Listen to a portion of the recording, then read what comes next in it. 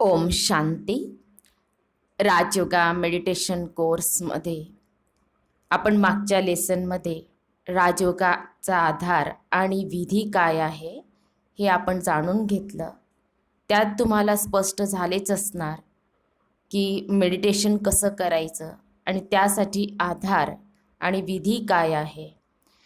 तर मेडिटेशन म्हणजेच काय की आत्मा समजून परमपिता परमात्माशी संबंध जोडणे. आणि मेडिटेशन का आवश्यक आहे? कारण की ज्याप्रमाणे शरीराला 3 गोष्टी आवश्यक आहे, त्याचप्रमाणे आत्माला सुद्धा त्या 3 गोष्टींची आवश्यकता आहे. तर शरीराला 3 गोष्टी कुठल्या पाहिजे? तर शरीराला सात्विक आहार पाहिजे, एक्सरसाइज पाहिजे, रेस्ट पाहिजे. या 3 गोष्टी शरीराला आवश्यक आहे. या तिन्ही गोष्टी आत्माला सुद्धा आवश्यक आहे. आत्माला सुद्धा सात्विक आहार पाहिजे, आत्माला सुद्धा रेस्ट पाहिजे, आत्माला सुद्धा एक्सरसाइजची आवश्यकता आहे.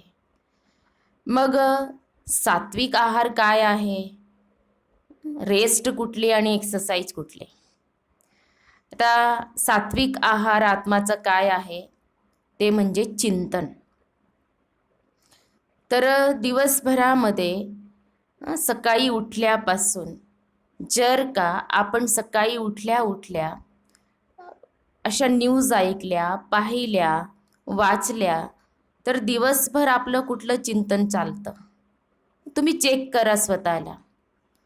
मी पहिल्या लेसनमध्ये तुम्हाला सांगितलं होतं की आपल्या मनामध्ये वेगवेगळे विचार सुरूच असतात आणि म्हणूनच सकाळी उठल्याबरोबर आपण कुठलं चिंतन करायला पाहिजे आणि त्यासाठी काय पाहायला पाहिजे, काय ऐकायला पाहिजे आणि काय वाचायला पाहिजे. तर मनाला चिंतनची आवश्यकता आहे, परंतु ते कुठलं चिंतन पाहिजे? पॉझिटिव्ह चिंतन, सकारात्मक चिंतन. तर पॉझिटिव्ह चिंतन, सकारात्मक चिंतन कुठलं झालं? तर ते म्हणजे काय की समजा मी एक आत्मा आहे आपल्याला समजलं, त्यापुढेही आपल्याला समजलं की मी परमपिता परमात्माची संतान आहे. आता याच्या पुढेही आपल्याला समजलं की मी एक शांत स्वरूप आत्मा आहे. तर सकाळी उठल्याबरोबर आपण हे चिंतन करत राहिलो, आजचा दिवस मला शांतीत व्यतीत करायचा आहे, शांत स्वरूप राहायचं आहे, तर संपूर्ण दिवस आपला तसा जातो. म्हणूनच म्हटलं की आत्माला जे आवश्यक आहे ते म्हणजेच सात्विक आहार काय आहे? चिंतन. नंतर आत्मासाठी रेस्ट काय आहे? रेस्ट म्हणजे मेडिटेशन. आता आपण मेडिटेशनमध्ये काय करतो? सायलेन्समध्ये बसतो. 5 मिनिटं का होईना, बघा संपूर्ण दिवसभरामध्ये तुम्ही खूप काही कर्म केलं असणार आणि 5 मिनिटं एकदम शांत बसा, शरीरालाही शांत आणि मनालाही शांत. मेडिटेशन केल्यानंतर आत्माला लगेच रेस्ट मिळते आणि म्हणूनच आवश्यक आहे. कारण की मेडिटेशनचा अर्थच आहे रिलॅक्सिंग द माइंड. माइंड, आपलं मन काय होतं? एकदम रिलॅक्स होतं. त्यासाठी आवश्यक आहे रेस्ट. कारण की बघा, शरीराला जर का आपण रेस्ट नाही दिली तर काय होणार? शरीर तेवढं कार्य करू शकत नाही. त्याचप्रमाणे आत्माला सुद्धा रेस्ट नाही दिली तर काय होतं? प्रत्येकाला तो अनुभव नक्कीच आहे. आणि म्हणूनच मेडिटेशन आवश्यक आहे. मेडिटेशनद्वारे आपण आत्माला रेस्ट देतो. आणि एक्सरसाइज, तर एक्सरसाइज म्हणजेच कुठली एक्सरसाइज? तर श्रेष्ठ चिंतन, पॉझिटिव्ह थिंकिंग, ही काय आहे? तर एक्सरसाइज आहे. तर ह्या 3 गोष्टी आवश्यक आहेत आत्मासाठी. तर तुम्हाला स्पष्ट समजलंच असणार की मेडिटेशन म्हणजेच काय आहे? 2 वे प्रोसेस आहे. जसं प्रार्थना ही वन वे प्रोसेस, तर मेडिटेशन ही टू वे प्रोसेस. आपण सायलेन्समध्ये बसतो आणि डायरेक्ट भगवानशी बोलतो. ज्यांना आपण प्रेमाने शिवबाबा म्हणतो, त्यांच्याशी कनेक्ट होतो, त्यांच्याशी बोलतो आणि त्यांचाही रिस्पॉन्स आपल्याला मिळतो. त्यांची जी गुण शक्ती आपल्यामध्ये यायला सुरुवात होते.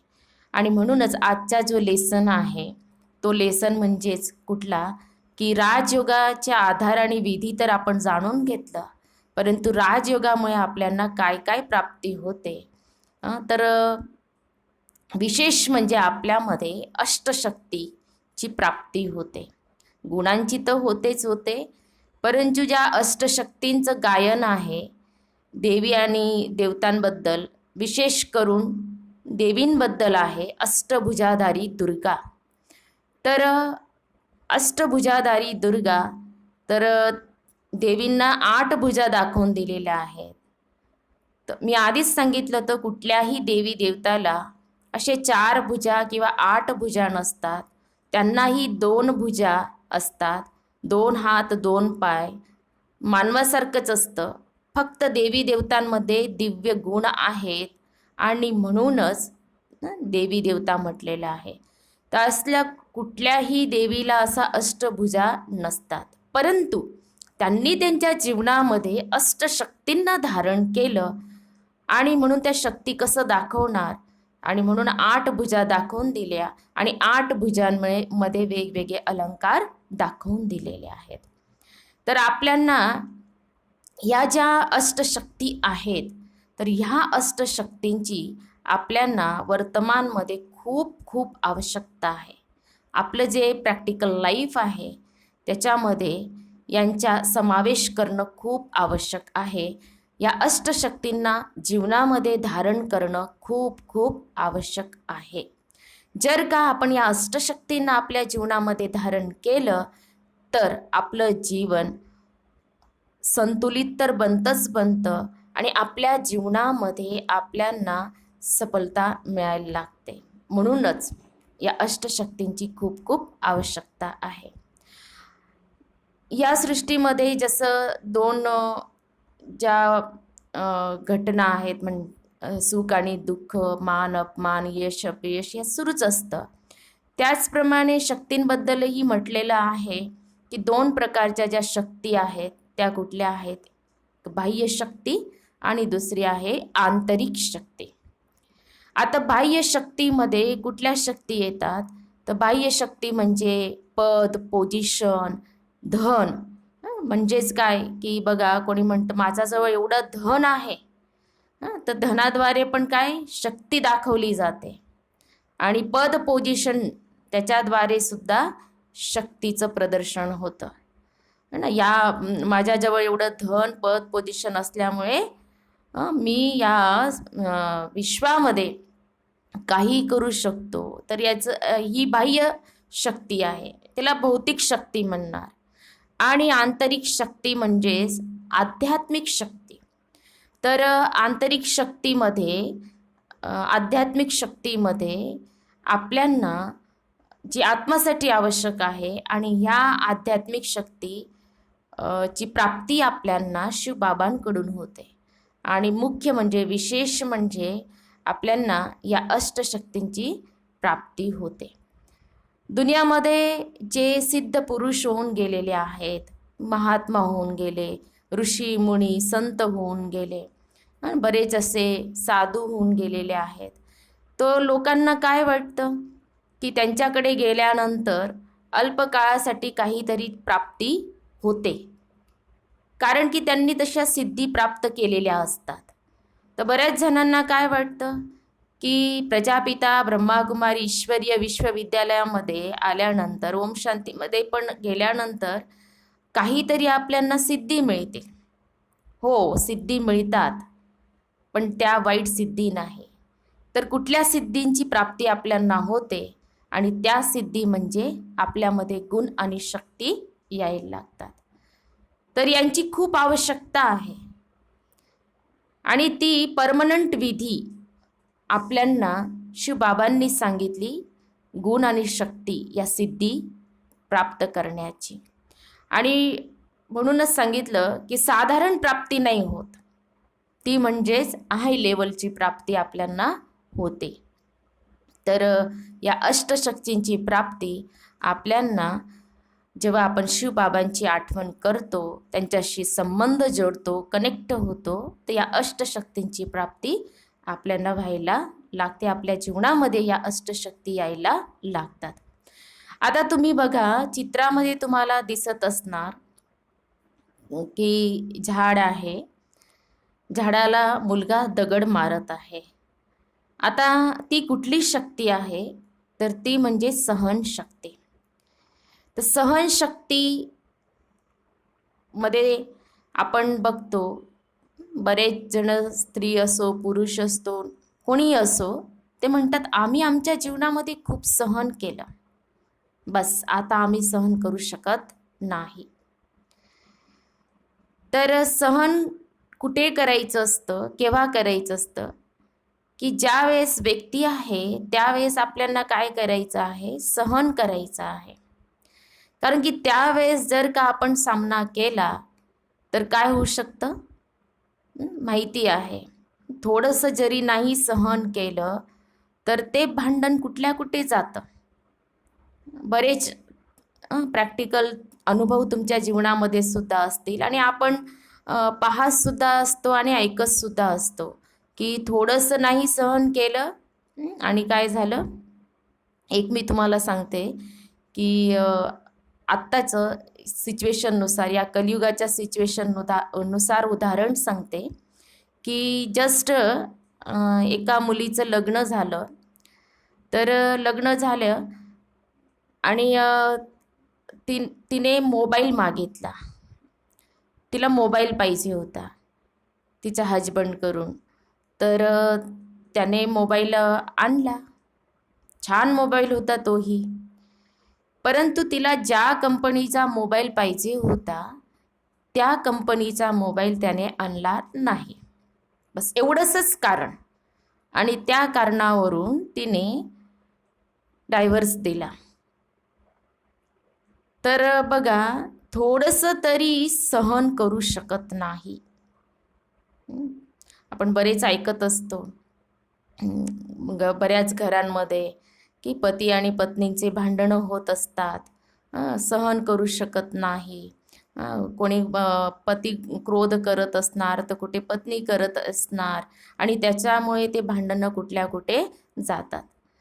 तर ह्या शक्तीमुळे, सहन करण्याची जी शक्ती आहे, इथे राजयोगी जी आत्मा असते तर तिला हे ज्ञान आहे की समोरचा व्यक्ती खूप राग करत आहे, क्रोध करत आहे, त्यावेळेस मला काय करायचं आहे, शांत राहायचं आहे. मी जर का शांत राहिलं तर समोरचा जो आहे व्यक्ती तो ॲटोमॅटिक काय होणार, शांत होणार. त्याचा राग ॲटोमॅटिक शांत होणार. एक उदाहरण सांगते मी, एक पती पत्नीचं उदाहरणच सांगते तुम्हाला की पती यायचा आणि तो सारखा राग करत असायचा पत्नीवर. तू दिवसभरामध्ये काय करते, आणि सगळा तो ऑफिसातला जो राग असायचा पत्नीवर काढायचा. तर एकदा काय झालं की त्यांच्या शहरामध्ये एक महात्मा आलेले होते आणि ती जाते, महात्मांकडे जाते आणि सांगते की माझे जे मिस्टर आहे ते खूप क्रोध करत असतात, हे करतात, काही उपाय असेल तर सांगा. तर त्यांनी काय केलं, हो मी सांगतो. तर त्यांनी तिला पाणी दिलं, जल दिलं, बॉटलमध्ये भरून जल दिला आणि त्यांनी सांगितलं की जेव्हा पती गुस्सा करणार, क्रोध करणार, त्यावेळेस तू काय करायचं, हे जे जल आहे हे तोंडात ठेवायचं, प्यायचं नाही, फक्त तोंडात ठेवायचं. तर ती घेऊन आली आणि महात्माजींनी जसं सांगितलं होतं त्याप्रमाणे तिने करायला सुरुवात केली. जेव्हा ऑफिसातून आले तिचे मिस्टर आणि त्यांनी क्रोध करायला सुरुवात केली, परंतु ती एकदम शांत होती, काहीच बोलत नव्हती. पहिला दिवस गेला, दुसऱ्या दिवशीही तसंच. त्याला वाटलं की मी एवढा राग करत आहे, क्रोध करत आहे, तरीसुद्धा काहीच बोलत नाही आहे, शांत आहे. पुन्हा 3-4 दिवस 4 दिवस गेले, असे 4 दिवस गेले. आता त्याला असं वाटायला लागलं की हिने स्वतःला परिवर्तन करून घेतलेलं आहे. मग तिने परिवर्तन करून घेतलं तर मी का नाही परिवर्तन करायला पाहिजे. मी सुद्धा क्रोधला सोडून देतो, राग करणं सोडून देतो.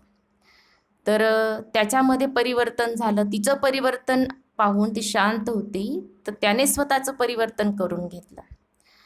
आता 4-5 दिवसानंतर मग ती गेली, पाणी ते जलही संपलं आणि मग ती महात्माकडे जाते आणि सांगते की तुम्ही जे जल दिलेलं होतं त्याचा खूप इफेक्ट झाला आणि माझे जे पती आहेत त्यांच्यामध्ये सुद्धा काय झालं, परिवर्तन झालं. तर पुन्हा मला ते जल द्या. तर त्यांनी सांगितलं की महात्माजींनी सांगितलं ते जल काही असं मंतरलेलं जल नव्हतं, ते साधं पाणी होतं जे फक्त तुला सांगितलं तोंडात धरायला. तू शांत राहिली, त्याच्यामुळे काय झालं, त्यांचंही परिवर्तन झालं आणि तुझ्यातही काय झालं, परिवर्तन झालं. म्हणजेच सहन करण्याची जी शक्ती आहे ती कुठे पाहिजे, शांत राहण्यासाठी, है ना. म्हणतात की एक स्लोगन आहे, मी तुम्हाला सांगते, अज्ञान की शक्ति क्रोध है और ज्ञान की शक्ति शांती है. आता तुम्हीच ठरवायला पाहिजे की आपण काय करायला पाहिजे. तर सहन करण्याची जी शक्ती आहे ती आपल्यामध्ये यायला लागते. जेव्हा आपण राजयोगाचा अभ्यास करायला लागतो तो आपल्यामध्ये ही सहनशक्ती वाढत जाते.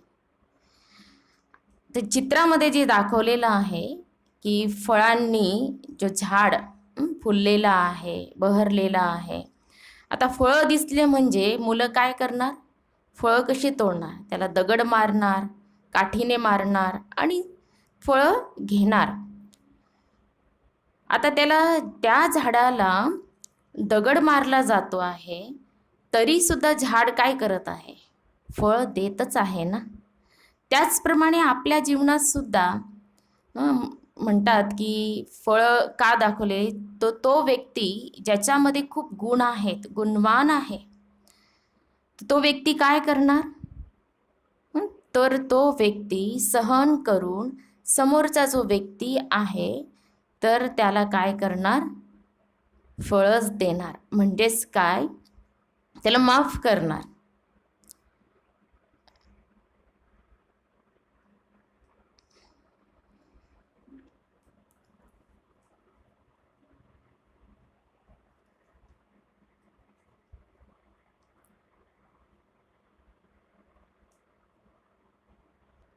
आपल्या जीवनातही असे बरेच व्यक्ती आपल्याला भेटतात की ते आपल्याप्रती कटुवचन बोलतील, निंदा करतील, ईर्ष्या करतील.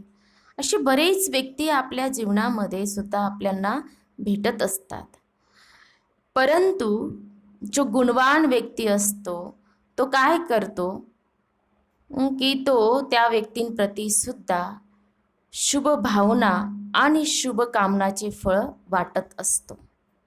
म्हणूनच की म्हटलं की राजयोगामुळे, म्हणजेच गुणवान म्हणजेच जो राजयोगी आहे तो काय करतो की प्रत्येक आत्माप्रती काय करतो, तो शुभ भावना आणि शुभ कामनाचे फळ देत असतो. आणि त्याला ही स्मृती आहे की मी जे काही सहन करत आहे तर मला कुणाची आज्ञा आहे, कोणी मला आदेश दिलेला आहे. मला डायरेक्ट परमपिता परमात्मा भगवान शिवबाबांनी मला सांगितलेलं आहे की जो सहन करता है वही शहंशाह बनता है. तर म्हणूनच याच्यासाठी सहन करण्यासाठी शक्ती लागते, बाकी इतर कुठासाठी, क्रोध करण्यासाठी काही शक्ती लागत नाही. आणि म्हणतात की जो कमजोर असतो तो क्रोध करतो, जो भरपूर आहे, जो शक्तिशाली आहे तो क्रोध नाही करणार. तर म्हणूनच ही जी सहन करण्याची जी शक्ती आहे, जिथे व्यक्ती आहे तिथे आपल्याला काय करायचं आहे? सहन करायचं आहे. यात आपल्याला बरेच उदाहरणं सांगता येतील, जे मोठमोठे आज पण आपण त्यांचं आठवण करतो, जे महान संत होऊन गेलेले आहेत. त्यांनी किती सहन केलं. जसं ईसा मसीह क्राइस्ट यांनी सुद्धा किती सहन केलं. त्या लोकांनी जिवंतपणे त्यांना खिळे ठोकले आणि तरीसुद्धा ते गॉडला सांगत होते की हे प्रभु, इनको क्षमा करना, इनको पता नहीं ये क्या कर रहे, हे प्रभु इनको क्षमा करना. असं नाही सांगितलं की हे मला जिवंतपणे खिळे ठोकत आहे तर यांचं सुद्धा काय करायला पाहिजे, वाईट व्हायला पाहिजे, असं कधीच सांगितलं नाही. कारण की माहिती आहे आपण क्षमा केल्यानंतर ते त्यांचे कर्म करत आहेत आणि प्रत्येकजण जे काही कर्म करत आहे त्या कर्माचं फळ त्यांना मिळणार आहे. म्हणूनच आपण आपल्याकडून शुभ भावना आणि शुभ कामनास द्यायला पाहिजे. तेव्हा म्हटलं जाणार की आपण सहन करत आहोत आणि आपल्यामध्ये ती शक्ती आलेली आहे, सहन करण्याची शक्ती. तर राजयोगामुळे आपल्यामध्ये सहन करण्याची शक्ती डेव्हलप होत जाते, वाढत जाते. मग दुसरी जी शक्ती आहे ती दुसरी शक्ती आहे समाने की शक्ती. आता तुम्ही पाहत आहात चित्रामध्ये की समुद्र काय करतो, नद्यांचं पाणी सामावून घेतो. आता ते नद्यांचं पाणी कसं असतं बरं? आजकाल आपण पाहतो किती त्याच्यामध्ये नद्यांच्या पाण्यांमध्ये सुद्धा कचरा टाकला जातो. इंडस्ट्रीमधलं जे वेस्टेज असतं ते टाकलं जातं आणि ते सर्व पाणी समुद्रामध्ये सामावून जातं आणि समुद्र घेतो. तर त्याचप्रमाणे आपल्या जीवनामध्ये सुद्धा असे बरेच व्यक्ती आपल्याला दिसतात. आता काहींमध्ये आपल्याला गुण दिसतील, काहींमध्ये अवगुण दिसतील, कारण की प्रत्येकामध्ये गुण अवगुण असतातच. तर आपण कोणाचं सामावून घेतो आणि सहन पण कोणाचं करतो? ज्याच्याशी प्रेम असतं त्याचं सहन करून घेतो. आणि सामावण्याची शक्ती सुद्धा की ज्याच्याशी आपला जवळचा संबंध आहे, प्रेम आहे, स्नेह आहे, त्याचं सर्व काही आपण काय करतो? सामावून घेतो. कुठे त्याच्या गोष्टी सांगणार नाही, लीक करणार नाही. आणि म्हटलं जातं स्त्रीच्या पोटामध्ये काही राहत नाही. एखादी गोष्ट का कुणी सांगितली ती इतरांना सांगितल्याशिवाय राहणार नाही, हे आपल्याला माहिती आहे. तर महाभारतामध्ये एक प्रसंग दाखवलेला आहे की कुंतीचा जो पुत्र असतो तो कर्ण असतो, परंतु कुंतीने हे लपवलेलं असतं, पांडवांपासून लपवलेलं असतं, सांगत नाही. मग ज्या वेळेस तो कर्ण वीरगतीला प्राप्त होतो, त्याच्यामध्ये असं दाखवलेलं आहे, आणि त्यावेळेस ती कर्णाच्या त्या देहाजवळ जाऊन खूप रडते. तर तेव्हा युधिष्ठिर, अर्जुन जे पांडव असतात ते सांगतात की कर्णासाठी तू का एवढी रडत आहे? आणि मग त्याच्यानंतर ती सांगते की कर्ण माझाच काय होता? पुत्र होता. तेव्हा पांडवांना समजतं. मग युधिष्ठिर त्यावेळेस कुंतीला म्हणतो की आम्हाला का सांगितलं नाही, आणि आम्ही आमच्याच जो भाऊ आहे त्याला आम्ही काय केलं? बाणांनी मारलं. तर युधिष्ठिर त्यावेळेस समस्त नारी जातीला श्राप देतो, म्हणतो की आजपासून नारीच्या पोटात, स्त्रीच्या पोटात काहीच गोष्ट राहणार नाही. तो एक प्रसंग दिलेला आहे त्या महाभारतामधला. आणि खरोखरच आपण बघतो की स्त्रीच्या पोटामध्ये काही राहत नाही, सामावण्याची शक्ती नाही आहे. समजा एखाद्याने कोणी अशी कुठली विश्वासाने गोष्ट सांगितली की ते सांगतात की तुम्ही माझे खूप जवळचे आहेत आणि मी तुम्हाला सांगत आहे. तर सांगितल्यानंतर त्यांच्याही जवळचं कोणीतरी असतं आणि ते इतरांना सांगून देतात, तू माझा जवळचा आहे म्हणून मी तुला सांगत आहे. आता तो तिसरा चौथा काय म्हणणार, तू माझा जवळचा आहे म्हणून मी तुला सांगत आहे. असं करत करत काय होतं, ती गोष्ट स्प्रेड होते, पसरते. आणि म्हणूनच राजयुगामुळे आपल्या जीवनामध्ये सामावण्याची शक्ती येते. कुणी आपल्याजवळ एवढ्या विश्वासाने काही सांगितलं असेल तर ते सामावण्याची शक्ती आपल्यामध्ये पाहिजे. एक गोष्ट मी तुम्हाला सांगते, मला एक गोष्ट आठवते की एक पंडितजी होते आणि त्यांना दुसऱ्या गावी जायचं असतं, कथा करण्यासाठी जायचं असतं. तर ते सोबत त्यांचा डब्बाही सोबत घेऊन जातात जेवणाचा. तर मध्येच काय करतात, ते जेवण करण्यासाठी एका झाडाखाली बसतात. त्यांच्यासोबत 3-4 जण पण असतात. तर ते बसतात जेवायला. तर ते झाडाखाली बसतात. तर तेव्हा काय होतं, त्यांनी जेवण घेतलं, पानावर जेवण घेतलं, वाढून घेतलं आणि तेव्हाच काय होतं, तर पक्ष्याची जी विष्ठा आहे ती त्याच्यात पडते. तर त्याच्यामुळे काय झालं की ते जेवण करत नाही. ब्राह्मण आहे म्हणून ते जेवण करत नाही. आता विष्ठा पण पडली. मग ते म्हणतात की आता आपल्याला काही जायचं नाही कथा करण्यासाठी. ते परत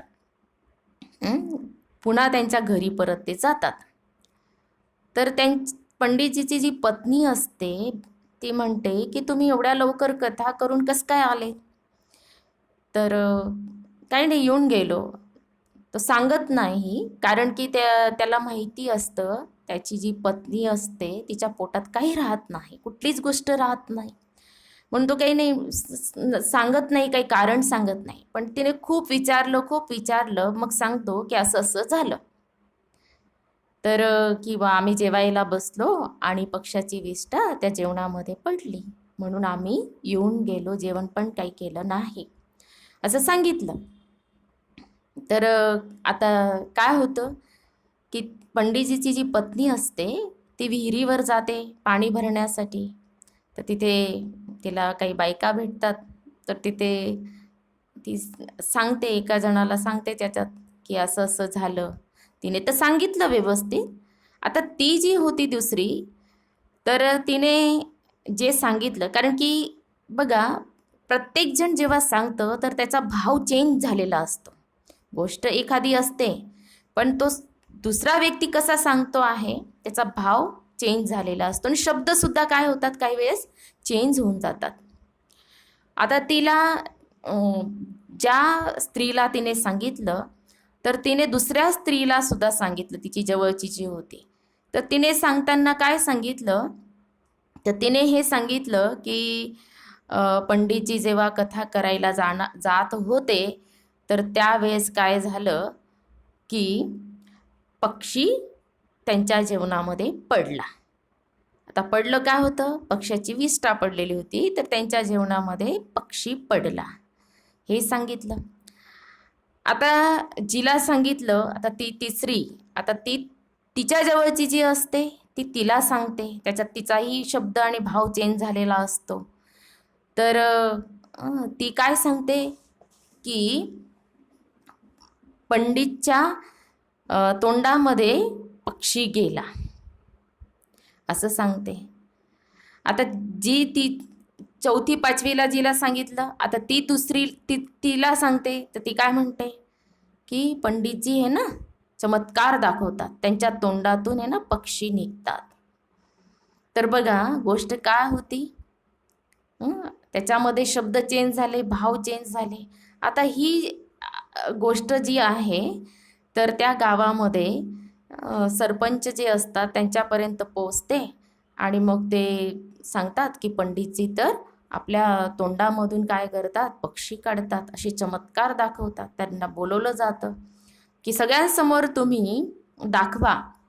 पंडितजीला सांगितलं जातं की तुमच्या तोंडातून पक्षी निघतात ते दाखवा.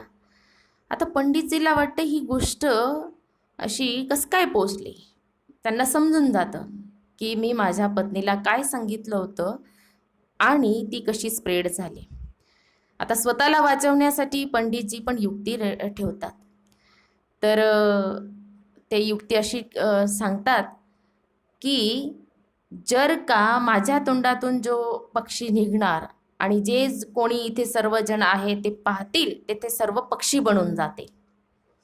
तर असं सांगितल्यामुळे कोणीच तयार होत नाही हा चमत्कार बघण्यासाठी. म्हणजेच पंडितजीने स्वतःला वाचवण्यासाठी हे सांगितलं. तर गोष्ट काय होती पहा, की म्हणजेच काय की सांगताना शब्द आणि भाव चेंज होतात आणि सामावण्याची जी शक्ती जी आहे ती नसल्यामुळे ती गोष्ट कुठल्या कुठे कशी पोचते. तर हे तुम्हाला गोष्टवरून लक्षात आलंच असेल. आपल्या जीवनामध्ये सुद्धा असे बरेच घटना घडत असतात, व्यक्ती भेटतात आपल्यांना है ना, तर ते आपल्यांना सांगतात. तर आपल्यांना तेवढी सामावण्याची शक्ती तर पाहिजेच. आणि त्याच्यासाठी एक फेमस आहे गणपतीचं जे पोट असतं ना मोठं दाखवलेलं आहे, की म्हणतात त्या की त्यांच्यामध्ये सामावण्याची शक्ती होते. तर ही एक शक्ती आहे आणि ती आपल्याला राजयोगामुळे वाढवता येते आणि ती विकसित होते. ही दुसरी शक्ती. आता तिसरी आणि चौथी जी शक्ती आहे ती म्हणजे परखण्याची शक्ती आणि निर्णय करण्याची शक्ती. तर चित्रामध्ये पहा की तिथे जोहरी जो असतो ना तर तो ओळखून घेतो. हिरा, खरा जो हिरा असतो त्याला तो सहजपणे ओळखून घेतो. आणि सोनाराकडे गेल्यानंतर तो सोनारसुद्धा सोनं ओळखून घेतो. रिअल गोल्ड कुठला आहे तो ओळखून घेतो. तेवढी परखण्याची शक्ती त्यांच्यामध्ये असते. त्याचप्रमाणे राजयोगी जी आत्मा आहे तर राजयोगी आत्मामध्ये सुद्धा परखण्याची शक्ती विकसित होते की तिच्या पुढे येणारी जी परिस्थिती आहे, येणारा जो व्यक्ती आहे तो कसा आहे, त्याची दृष्टी वृत्ती कशी आहे ते तो सहजपणे ओळखू शकतो. आणि येणारी जी परिस्थिती आहे त्या परिस्थितीलाही तो आधीच काय करतो, परखून घेतो. आणि परखून घेतल्यामुळे सहजपणे त्या परिस्थितीवर तो विजय मिळवून घेतो. आणि व्यक्ती जो येणारा समोरचा जो व्यक्ती आहे त्याची दृष्टीवृत्ती समजल्यामुळे त्या व्यक्तीपासून सुद्धा काय तो सावध राहतो. तो ती परखण्याची शक्ती राजयोगी आत्मामध्ये येते. आता जसं जोहरी जो आहे तो हिराला ओळखू शकतो आणि त्याला माहिती असतं.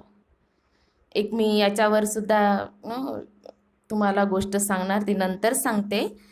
परंतु बघा जो खरा हिरा जो असतो ना, म्हटला जातो खरा हिऱ्याची ओळख कसं काय करणार, तर तो म्हणजे कधीच गरम होत नाही.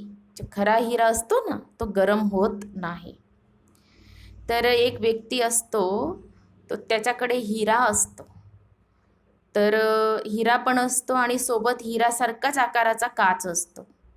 तर तो एका राज्यामध्ये जातो आणि तो म्हणतो की ह्या दोन्ही जे आहेत याच्यापैकी जो हिरा ओळखून दाखवेल तर मी हा हिरा त्या राज्यामध्येच देऊन जाणार. तर बरेच सगळेजण उठतात त्या सभेमधून, मंत्री वगैरे सर्वजण उठतात. राजा त्यांना सांगतो, परंतु कोणीच ओळखू शकत नाही. परंतु एक आंधळा व्यक्ती असतो तो सांगतो मी प्रयत्न करतो. सगळ्यांना वाटतो हा आंधळा आहे आणि हा म्हणतो की मी प्रयत्न करतो. त्याने हातात हिरा पण घेतला, काच पण घेतला आणि तो उन्हात जाऊन हातात पकडून उन्हात उभा राहिला. तर त्याने लगेचच सांगितलं की हिरा कुठला आणि काच कुठला. कारण की जो हिरा असतो तो गरम होत नाही आणि काच लगेचच काय होतो, थंड होतं. तर त्याच्यावरून म्हणजे की जरी तो आंधळा होता परंतु त्याच्यामध्ये परखण्याची काय होती, शक्ती होती. तर तसंच आपल्या जीवनामध्ये जे काही असे व्यक्ती येतात, परिस्थिती येते, तर ते आपण काय करू शकतो? परखू शकतो. निर्णय करण्याची शक्तीमध्ये तराजू दाखवलेला आहे. तर तराजू म्हणजे संतुलन. ज्यावेळेस बघा मी तुम्हाला पहिल्या लेसनमध्ये सांगितलं होतं की आपली जशी बुद्धी क्लिअर होते, तर त्यामुळे आपण निर्णय व्यवस्थित घेऊ शकतो. बॅलेन्स. आता मन आणि बुद्धी हे जर का स्थिर असतील, जसं तराजू दाखवलेला असतो, बॅलेन्स आहे, संतुलित आहे, तर तेव्हा आपण योग्य निर्णय घेऊ शकतो. आणि ती निर्णय करण्याची शक्ती राजयोगामुळे डेव्हलप होते, विकसित होते. एक व्यक्ती होता, तर तो व्यक्तीला एक चमकणारा दगड सापडतो. तर त्याला वाटतो की किती सुंदर आहे, हा चमकतो आहे. मग तो काय करतो, त्याचा जवळ जे गाढव असतो त्या गाढवाला तो बांधून देतो. तर असंच सहजपणे तो बांधून देतो, चमकतो म्हणून. तर तो रस्त्यात चालत होता त्याच्या गाढवाला घेऊन. तर एक जोहरी भेटतो रस्त्यात आणि त्या जोहरीचं लक्ष त्या दगडाकडे जातं. त्याने लगेच ओळखून घेतलं की हा तर हिरा आहे. मग त्या व्यक्तीला तो जोहरी म्हणतो की ये पत्थर मुझे दे सकते हो, बेच सकते हो. तर त्याला वाटतं की या दगडाला मी विकूही शकतो. आता त्याला 200 रुपये पाहिजे असतात, 200 रुपयाची आवश्यकता असते. तर तो किंमत सांगतो की मी हा दगड 200 रुपयाला देणार. तर जोहरी म्हणतो 200 रुपयाला नाही, 100 रुपयाला दे. तो म्हणतो नाही नाही, मी 200 रुपयालाच देणार, 100ला देणार नाही, कारण की त्याला 200 रुपयाची आवश्यकता असते. आता त्याला कळलं की हा दगड मी विकू शकतो. मग तो ठरवतो की पुढे अजून मला भेटतील, त्यांना मी हा दगड विकून देणार. तो घेत नाही, तो पहिला जोहरी घेत नाही. पुढे जातो तो दुसऱ्या गावामध्ये, त्याला दुसरा जोहरी भेटतो. तोही ओळखून घेतो की हा तर हिरा आहे. मग तो विचारतो की कितीला आहे, तर तो सांगतो की 200 रुपयाला. तर तो दुसरा जो जोहरी असतो तो पटकन घेऊन घेतो, 200 रुपये देतो आणि घेऊन घेतो. तर तो पहिला जो जोहरी असतो ना, तो त्याचा पाठलाग करत, त्याला पश्चाताप होतो, अरे मी हे काय केलं. जो लाखो करोडोचा जो हिरा होता, मी 100 रुपयासाठी त्याला घेतला नाही, विकत घेतला नाही. तो जातो आणि त्या व्यक्तीचा पाठलाग करतो आणि त्याला सांगतो की मी 200 रुपयाला घ्यायला तयार आहे. तर तो म्हणतो मी तर तो विकून दिला. जो दुसरा व्यक्ती त्याला विकून दिला 200 रुपयाला, मला 200 रुपये मिळालेत. तो म्हणतो अरे मूर्ख, तुमने ये क्या किया, वो पत्थर थोड़ी था, वो तो सच्चा हीरा था. तर तो व्यक्ती काय म्हणतो, आता मला तर माहिती नव्हतं की तो हिरा होता. तो म्हणतो त्या जोहरीला, तुला तर माहिती होतं ना तो हिरा होता असं, परंतु तू 100 रुपयासाठी त्या हिराला तू गमावून बसला. म्हणजेच काय की तो जो जोहरी होता, पहिला जोहरी, तो निर्णय घेऊ शकला नाही. म्हणजेच काय, काही वेळेस आपल्या जीवनामध्ये अशा बऱ्याच संधी येतात, परंतु आपण त्यावेळेस योग्य निर्णय घेऊ शकत नाही. पण जेव्हा आपली बुद्धी क्लिअर असते आणि मनसुद्धा काय असतं, एकदम पॉझिटिव्ह असतं, संतुलित असतं मन बुद्धी, आणि त्यावेळेस आपण योग्य तो निर्णय आपल्या जीवनामध्ये घेऊ शकतो. म्हणून निर्णय करण्याची जी शक्ती आहे ती सुद्धा राजयोगामुळे काय होते, डेव्हलप होते. मग नंतर चित्रामध्ये पहा की जी 5वी जी शक्ती आहे ती सामना करण्याची शक्ती.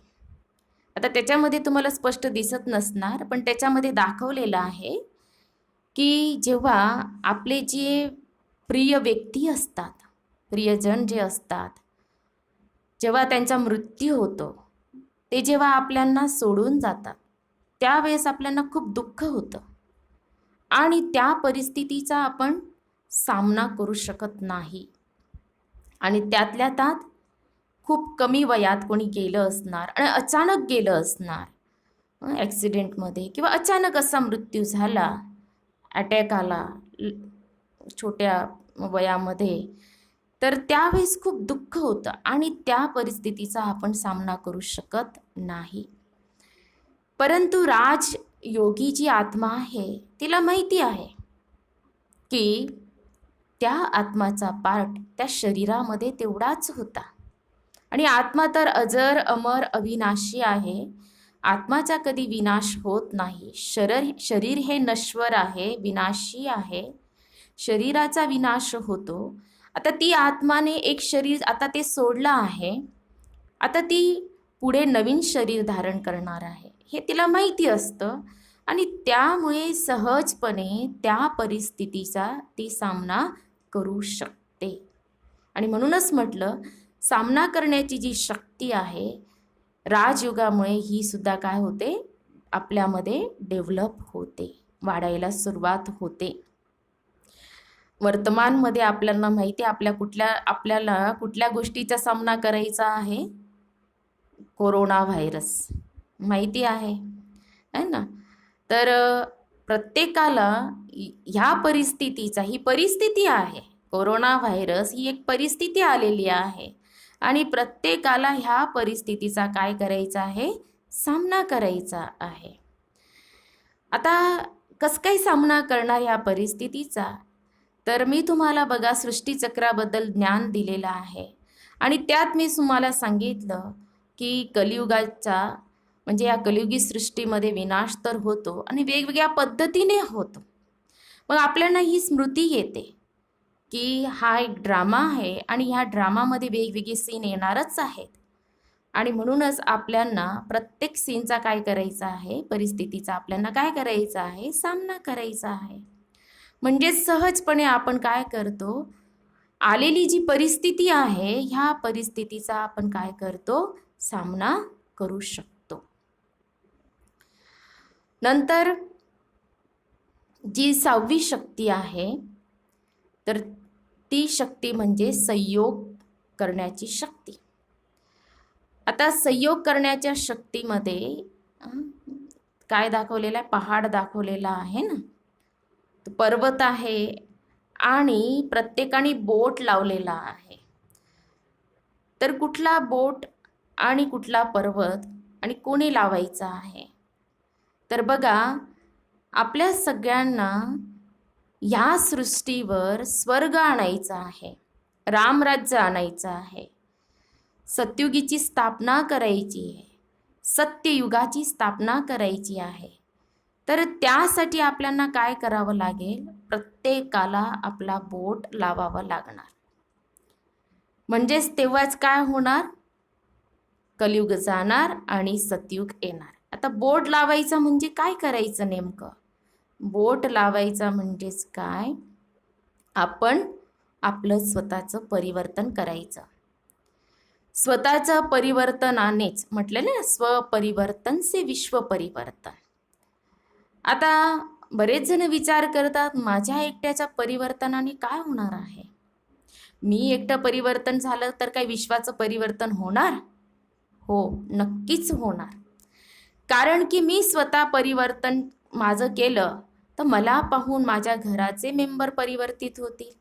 घराचं परिवर्तन झालं की आजूबाजू जे पण आहेत, आपल्या परिसरमध्ये जे पण काय आहेत राहणारे लोक, आपल्या कॉन्टॅक्टमध्ये येणारे जे आहे ते आपलं परिवर्तन पाहून ते स्वतः परिवर्तित होतील. असं करत करत काय होणार, मग शहराचं, मग राज्याचं, मग काय देशाचं आणि विश्वाचं परिवर्तन होऊ शकतं. आणि म्हणून हा विचार करायचा नाही की माझ्या एकट्याच्या परिवर्तनाने काय होणार आहे. मी एक गोष्ट सांगते. एक चिमणी होती, तर जंगलाला आग लागलेली होती, तर ती चिमणी तिच्या चोचमध्ये पाणी घेऊन ती आग विझवण्याचा प्रयत्न करत होती. आता तिथेच काही पक्षी असतात, प्राणीसुद्धा असतात आणि ते पाहत असतात की चिमणी काय करते, तिच्या एवढ्याशा चोचमध्ये पाणी घेऊन आग विझवण्याचा प्रयत्न करत आहे. तर तिला सांगतात की तुझ्या एवढ्याशा चोचमध्ये पाणी घेऊन ही आग काही विझणार आहे का? तर चिमणी खूप सुंदर उत्तर देते, छान उत्तर देते. ती म्हणते, मला माहिती आहे की मी जे काही एवढंसं पाणी माझ्या चोचमध्ये घेऊन टाकत आहे त्याच्याने आग विझणार नाही आहे. परंतु ज्यावेळेस इतिहासामध्ये जेव्हा नाव लिहिलं जाणार की आग कोणी लावली, त्याच्यामध्ये माझं नाव नसणार, किंवा आग लागली होती आणि मी फक्त पाहतच होते त्याच्यात माझं नाव नसणार, पण नक्कीच माझं नाव त्याच्यामध्ये राहणार की मी आग विझवण्याचा प्रयत्न केला होता. तिचं हे उत्तर जेव्हा ऐकलं तर मग सर्वच जे काही त्याच्यात प्राणी असतात, तर त्याच्यात हत्ती वगैरे असतात, तर ते काय करतात, पाणी घेऊन त्या आगला विझवतात. म्हणजेच काय की प्रत्येकाच्या बघा संयोगाने हे पॉसिबल होतं. तर संयोग कशामुळे त्यांच्या मनामध्ये निर्माण झाला की एवढीशी जी चिमणी आहे तिने ठरवलं, तिने बोट लावला स्वतःचा, आणि तेव्हा काय झालं, मग सहजपणे ते कार्य झालं. त्याच प्रकारे आपण सुद्धा ह्या कलियुगाला परिवर्तित करून या सृष्टीवर आपण सत्युग आणू शकतो, स्वर्गाची स्थापना करू शकतो. आणि त्यासाठी आपल्याला प्रत्येकाला आपला स्वपरिवर्तनाचा बोट लावायचा आहे आणि आपल्या प्रत्येकाला आपल्या घराला आधी काय बनवायचं आहे, स्वर्ग बनवायचं आहे. तर आपल्या घराला आपण स्वर्ग बनवलं तर इतरांना सुद्धा काय मिळणार, प्रेरणा मिळणार. आणि म्हणूनच संयोग शक्ती म्हटलेलं आहे ना, सबके संयोग से सुखमय संसार. सगळ्यांच्या संयोगाने या सृष्टीवर तो सुवर्ण जो संसार आहे, जे स्वर्ग आहे, ते येऊ शकतं. म्हणून संयोग शक्ती खूप मोठी आहे. आणि नेहमीच देवी देवतांना संयोग देताना दाखवतात. आणि जे असुर असतात ना, म्हणजेच काय बघा, ज्यांच्यामध्ये देवी देवतांसारखे गुण असतील ते नेहमीच काय करतील, संयोगाचा हात पुढे करतील. आणि ज्यांच्यामध्ये आसुरी संस्कार असणार तर ते संयोग देऊ शकत नाही. याच्यासाठी सुद्धा एक गोष्ट आहे, तुम्हाला माहिती असेल, ऐकलीही असेल, की ज्यावेळेस ब्रह्माजींनी ठेवलेलं असतं, जेवणाचा प्रोग्राम ठेवलेला असतो, देवी देवतांना नेहमी बोलवलं जातं, मग ते असुर कंप्लेंट करतात की आम्हाला बोलवलं जात नाही. तर म्हणून एक दिवस त्यांनाही बोलवलं जातं, परंतु कंडिशन असते की जेवण कसं करायचं. तर त्यांच्या हाताला काठी बांधली जाते, स्ट्रेट ठेवला जातो, आणि तसं तुम्हाला जेवण करायचं आहे. तर एका बाजूला देवी देवता बसलेले असतात एका कक्षमध्ये, आणि दुसऱ्या कक्षमध्ये असुर बसलेले असतात. आता देवी देवता एकदम संतुष्ट तृप्त होऊन निघतात बाहेर, आणि जे असुर असतात त्यांच्या कक्षमध्ये चेक केलं तर पूर्ण जेवण अस्ताव्यस्त असतं. आणि ते म्हणतात की असं काय की आमचा अपमान झाला, आम्ही तर जेवण करूच शकलो नाही. तर देवी देवता कसं काय तृप्त आणि संतुष्ट होऊन बाहेर निघाले? सिंपल आहे की त्यांनी काय केलं, एकमेकांना खाऊ घातलं, संयोग दिला, आणि म्हणूनच ते तृप्त आणि संतुष्ट होऊन निघाले. आणि असुरांना ते माहीतच नव्हतं ना की एकमेकांना आपण काय करू शकतो, खाऊ घालू शकतो, संयोग देऊ शकतो असा. म्हणूनच म्हटलेलं आहे की या सृष्टीमध्ये सुद्धा आपल्याला असे लोक दिसतात. तर त्यासाठी आपल्याला काय करायचं आहे की आपल्याला संयोगाचा हात पुढे करायचा, कारण की आपण जे देणार ते आपल्याला नक्की मिळणार. तर सगळ्यात मोठा जो हात आहे, बोट आहे, तो म्हणजे कुठला लावायचा, स्वपरिवर्तन. आपण काय विचार करतो, याने बदलायला पाहिजे, याने चेंज व्हायला पाहिजे. नाही, तो विचार करायचाच नाही. मला चेंज व्हायचं आहे, मला परिवर्तित व्हायचं आहे. आणि तेव्हाच आपण काय करू शकतो, या परमपिता परमात्मा शिवबाबांचा या दिव्य कार्यामध्ये, जे दिव्य कार्य कुठलं आहे, कलियुग जाणार, सत्युग येणार, तर सत्युगी सृष्टीच्या स्थापनेच्या कार्यामध्ये आपण काय बनू शकतो, मदतगार बनू शकतो. तर ही संयोग शक्ती आपल्यामध्ये डेव्हलप होते राजयोगामुळे. नंतर लास्टमध्ये ज्या 2 शक्ती आहेत त्या आहेत विस्तार को संकीर्ण करने की शक्ती आणि समेटने की शक्ती. तर या दोन्ही शक्ती सोबतच असतात, चालत असतात आपल्या. तर एका याच्यामध्ये कासव दाखवलेला आहे आणि दुसऱ्या चित्रामध्ये पेटी आणि ते दाखवलेलं आहे. आता कासव काय करतो पहा, कासव काय करतो, त्याला जेव्हा खायचं असतं, काही करायचं असतं, तेव्हा त्याची कर्मेंद्रिय तो बाहेर काढतो आणि त्याला समजलं की कोणीतरी येत आहे, लगेच तो त्याची कर्मेंद्रियांना त्याच्या कवचमध्ये सेफ करतो, सुरक्षित ठेवतो. तर त्याचप्रमाणे आपल्यांना सुद्धा काय करायचं आहे की आपण जो विस्तार करून ठेवलेला आहे, विस्तार को संकीर्ण करणे की शक्ती. तर विस्तार म्हणजे बघा, शरीर काय आहे, विस्तार, आणि सार काय आहे, आत्मा. आत्मा बिंदू आहे ना, बिंदू ज्याला समजला, बिंदूमुळे काय आपण प्रत्येक गोष्टीला फुल स्टॉप लावू शकतो. जर आत्माच आपण समजला तर त्याच्यामुळे विस्तार होऊ शकतच नाही. आणि म्हणूनच जेव्हा काही आपण विस्तार म्हणजे कर्म करायला लागतो, बरेच काही आपलं विस्तार करून ठेवलेला आहे, तर त्याला संकीर्ण करून आपण काय करायचं, स्वतःला आत्मा समजून मन बुद्धीला शिवबाबांशी स्थिर करायचं. तर बघा, आपण जेव्हा कार्यामध्ये असतो, कर्मक्षेत्रावर असतो, कुठलंही कार्य करत आहे, छोटंसं असेल, स्वयंपाक करतो आहे, कुठलंही करत असणार, ऑफिसात कोणी करत असेल, बिझनेस, तर त्याच्यामध्ये काय असतं, बुद्धीला लावावं लागतं, मन बुद्धी त्याच्यात जाते. आणि त्यावेळेस ते कार्य करत असताना मन बुद्धीला आपल्याला त्यात लावावं लागतं. पण ते कार्य संपल्यानंतर आपण मन बुद्धीला काय करायचं, समेटून घ्यायचं आहे ना. म्हणजे सारमध्ये यायचं, स्वतःला काय समजायचं, आत्मा. आणि आत्मा समजून शिवबाबांची काय करायची, आठवण करायची. तर आपली ती शक्तीसुद्धा वाढत जाते. आणि समेटून घ्यायचं आहे आता.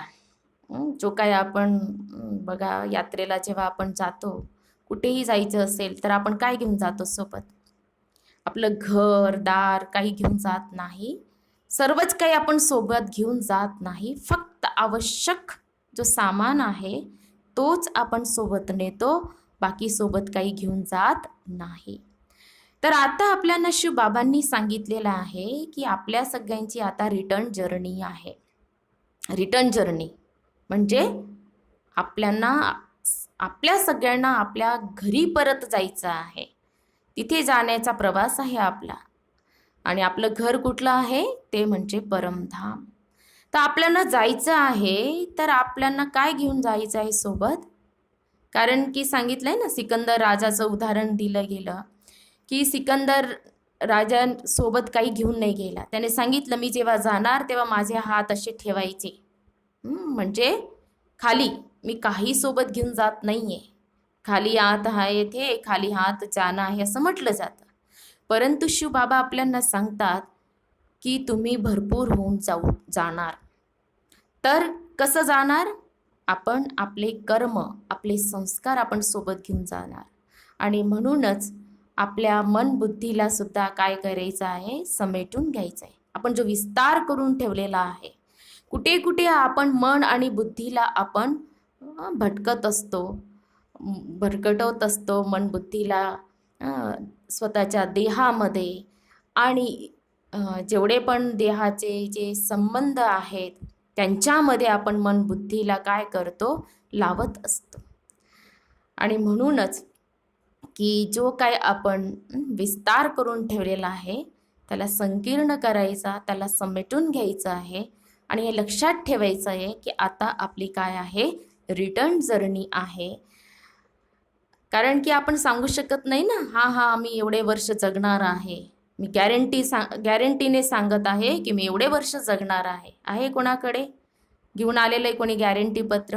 भगवानच्या घरून कोणी घेऊन आलेलं आहे का? नाही घेऊन आलेलं आहे.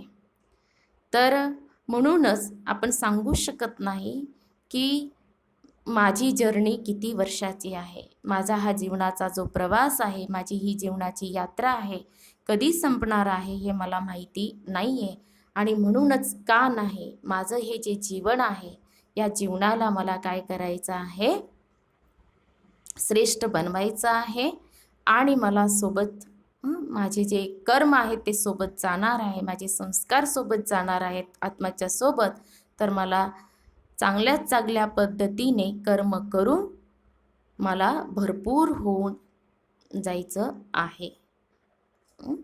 तर आपले जे पिता आहेत ते शिवबाबासुद्धा म्हणतील की चांगल्या पद्धतीने काय केला, रोल प्ले केला, असं आपल्याला म्हणतील. तर ह्या ज्या अष्टशक्ती आहेत, तर ह्या अष्टशक्ती आपल्या जीवनामध्ये खूप खूप आवश्यक आहेत. ह्याच आध्यात्मिक शक्ती आहेत. म्हणजे आध्यात्मिकतामुळे या शक्ती काय होतात, वाढत जातात. तर आध्यात्मिकतामध्ये आत्मिक शब्द आहे आणि आत्मा जेव्हा आपण समजतो आणि आत्मा समजून आपण परमात्मा शिवबाबांशी कनेक्ट होतो, तर शिवबाबांमधून या शक्ती आपल्यामध्ये यायला सुरुवात होते आणि या शक्ती आपल्यामध्ये वाढत जातात. तर म्हणूनच मी तुम्हाला सांगितलं, काही साधारण प्राप्ती होत नाही, परंतु खूप मोठी प्राप्ती आणि सदा काळासाठी, अल्पकाळासाठी नाही, परंतु सदा काळासाठी आपल्याला प्राप्ती होते. कारण की या ज्या शक्ती आहे, या शक्ती जोपर्यंत आपलं जीवन आहे तोपर्यंत या शक्तींची आपल्याला आवश्यकता आहे. तर तुम्हाला समजलंच असणार, क्लिअर झालंच असणार की राजयोगामुळे आपल्याला कुठली प्राप्ती होते. तर या अष्टशक्तींबद्दल मी आज तुम्हाला सांगितलं. पुढे अजून आहे की दिव्य गुण जे आहेत ते कुठले कुठले दिव्य गुण आहेत, ते दिव्य गुणांबद्दल माहिती मी तुम्हाला पुढच्या लेसनमध्ये सांगणार आहे. तोपर्यंत ओम शांती.